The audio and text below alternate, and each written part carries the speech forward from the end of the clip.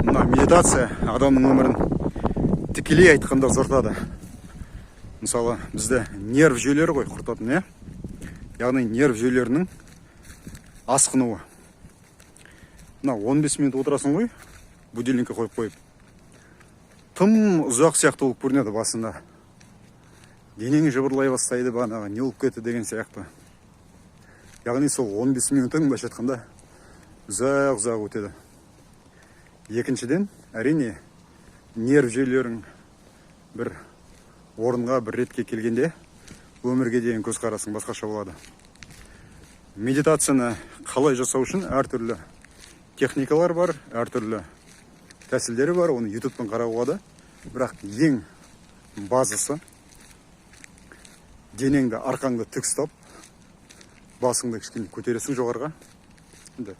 Барынша, бана тым арқаңды тежемеу үшін. Сосын өз ойыңды, қиялыңды жүрегіңе аударасың.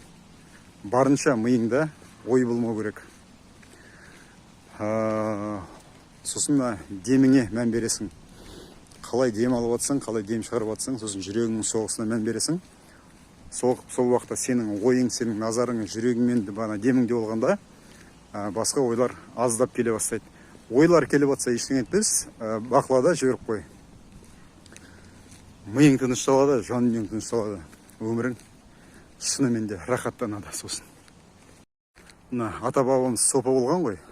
Сопылықта зікір деген бар. Мына 5 латайып денедегі 5 түрлі әлем. Соған терең дем алып, содан кейін деміңді ұстап тұрып, әр нүктеге Алла деп бағанағы зікіріңді саласың. Содан кейін деп жайлап бағана деміңді жібересің. Сол уақытта бағана энергияның бәрі басқа келіп, миың кәдімгідей тазарып қалады. Бұны менің анам жасайды намаздан оққанда.